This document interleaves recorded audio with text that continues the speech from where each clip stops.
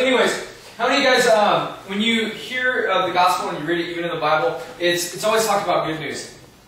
How many of you guys have ever got like some serious good news that you're waiting for, like a job or something, or maybe you heard that you're having a kid, or all this stuff, or how many of you women in here are married, and it was like good news when your husband asked you to marry him, you know? Maybe some of you, like maybe not, or what? I'm so funny, I just appreciate you laughing. That wasn't even a joke.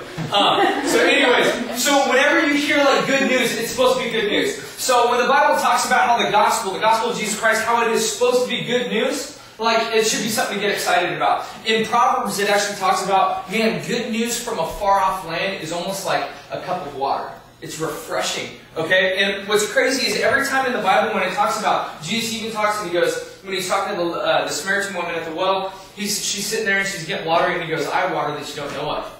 I have water that if you drink of it, you'll never be thirsty again. And she's like, oh, how do I get this water? And all this different stuff. And almost every time that you see, even in the Bible, and it's like prophetic, every time that you see something about a river, something about how he's the running water, he's this, way, truth, and life, it's every time it's like a flowing water, a flowing river, and that's who Jesus is. And it's almost like that good news. Have you heard of this? If you live a righteous life, and if you have Christ in your life, it's almost like you'll be planted, it says in Isaiah, as an oak tree, planted by streams of living water. Yeah. So what I'm getting at is, we should have a good news. We should be so excited. What I want to talk to you guys about is the excitement of knowing God. The excitement about it. Like, how many of you guys know, like, man, I'm going to heaven, I should be excited. But the problem is so many people don't realize that. The problem is that so many people don't even have a real relationship with Jesus, but they're claiming it. So many people claim to be Christians, and it bugs me in a righteous way. So it's okay to look at it. But so many people claim to have a relationship with God, and their life doesn't look exciting. Actually, a lot of people, a lot of Christians, a lot of people that go to church say that they have this great relationship, all this stuff, everything. A lot of them are more depressed. Yeah. And they get into this legalism. They have to, we got to do this, we got to do this, we got to do this. I have to do this to get into heaven. And it's just like, man, God is not a taskmaster. Just like Elena was saying, no, He came, He wants to encounter you, He wants to have a relationship with you. All throughout the Bible, whenever you see stuff, He goes, man, I'm the bridegroom, you're the bride. How many brides, if you were brides in here, if your husband was just like, hey, you're doing this, you're making me food, you're making that relationship would not go well, right? No, and it's not. God isn't like that. So it's good news, good news. It should be very exciting. I was thinking even about... all kinds of stuff. I have so much going on right now. So, good news. It should be exciting. We were talking to... we went to paintball camp this past week, and we were speaking and stuff. And it's so sad because so many people don't have that real relationship with God. And they're not excited about it. Like if Jesus came in here right now and He was here in flesh form, like we would all be freaking out, okay? If He was sitting there and He was healing people, we'd be freaking out. If He was casting demons out of people, we'd be freaking out, right? Wouldn't we? We'd be freaking out. We'd be like, oh, it's Jesus. You want to know something that's crazy? He's here. Yeah. We don't get freaked out. He's here. We can have Him. We can have Him in our life, but it's like we don't want Him. And it comes down to, man, what do you believe? And I was even thinking about that. In Jeremiah... I love Jeremiah. In Jeremiah, right off the bat, it says, we're getting back to the water. Remember when I was talking to you about water? God uses water a lot to explain His Spirit, the Spirit of God. In Jeremiah 2, verse 13, God says, for my people have done two evil things. They have abandoned me, the fountain of living water, and they have dug for themselves cracked cisterns that can't hold any water. So what is Jeremiah saying? What is God saying this? And he goes, my people have done two evil things. They have abandoned me, the living water, the truth, the whole reason why I even created you. You weren't just created just to live 90 years and die, like Elena was saying. You weren't just created just to come here, have fun, have a few kids, play golf, do all this stuff. No, and then die. That'd be boring. No, first and foremost, if you're really going to have a joyful life, if you're going to be happy, if you're not going to be depressed, all this stuff, no, you first need to realize that you're made first for God. To have a real relationship with God, not to be afraid. Just, yes, we have reverence, we have fear of the Lord, but at the same time, we have a relationship. And God's saying, if you don't have that kind of relationship, if I'm not real to you, if I'm just this thing that you just pray to, and just hope that I don't throw lightning bolts at you or something weird, if you don't have that, it's like, man, you don't have this fountain of living water. You aren't even living. And then when he says, so that's the first thing. They've abandoned me, the fountain of living water. The second thing that they've done is that they tried to make up for that abandonment. They try to dig these cisterns, and all a cistern is not even a well. A well goes way down into the earth, and it's like there's water down there. A cistern is like this huge cup, like just this giant cup that they just dig a hole and put water in it.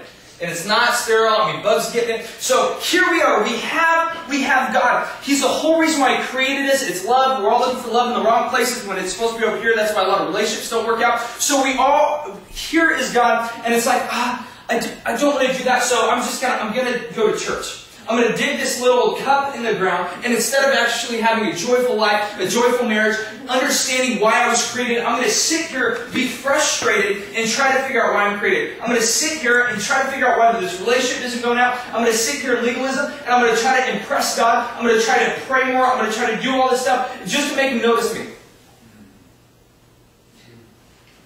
And God's saying, no, there's a problem with that. And how many of you guys have been hurt by, I don't just want to say Christians, just by religious people? Religion is a huge thing.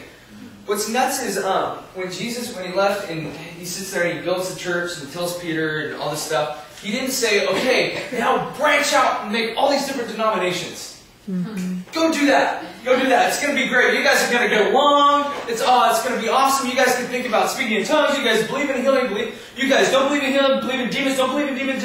No. Denomination is not biblical. It means divided nation. Why would God want His people to be divided nations all over the place? No, and that's where we messed it up. All this different stuff. And I was thinking about it. So many people have been hurt by Christians because they're not truly Christians. Because I'll tell you right now, if you met a real Christian, if you met a real biblical Christian, you'd think like, man, what is that guy on? You're like, he must be on drugs, he is so excited, he must know some good news. Well, duh, yeah, I do know some good news. And it's sad because so many people even get frustrated and they become missionaries and they go to other countries because they're sick and tired of this just ritual. You know what I mean? And it's not like a relationship. I can be in a relationship with somebody and it's real. You know, we can see it, we can touch it. But when it gets to God, it's like the one that we're supposed to have a relationship with the most. It gets all weird. You know what I mean? And I was just thinking about that. It's like so many people have been hurt by church, been hurt by all these different things, and it's like, man, God doesn't want that at all. A lot of people in the world. It's not just America. A lot of people in the world, a lot of people don't believe in Jesus because a lot of people who say that they believe in Jesus don't believe in Jesus. Does that make sense? Yeah. A lot of people don't believe in miracles because there's Christians who say that they're Christians who say that they believe everything in this Bible, but they're not walking around healing people. They're not casting demons out of people. Can I tell you right now, I don't care, you can hang out with me, maybe, I don't know, go work out with me or something, maybe you'll see a demon get cast out of somebody. Can I tell you that it's real? Yeah. It is so real. And that's why I get so frustrated. And it hurts because I'm sitting here and every single Monday night we have people come over to our house and they're not here to hear me preach. They're not here to do this. The biggest part about tonight is when we turn on the lights and we start praying for people. Yeah. When people start getting healed. When people their legs start moving. When demons get cast out of people. If somebody starts manifesting tonight, we don't just cast out the demons here. We actually make an appointment so you guys won't freak out. But hey, maybe you'll see somebody manifest. Anyways, what you need to realize is that God is real. This Bible is real. Jesus is real, and He wants to meet you. But the problem is that we're sitting here and we're thinking that we're in the fullness. Jesus came to give us an abundant life, yes. And we're sitting here in a tiny little life, and it's like, oh, this is so fun. And we're wondering why things aren't working out. We're wondering why we're stressed. We're wondering why when we were praying for people aren't getting healed. Where we're sitting there, it's like, oh God. And half the time, I feel like God's sitting over here in heaven going, you're a joke.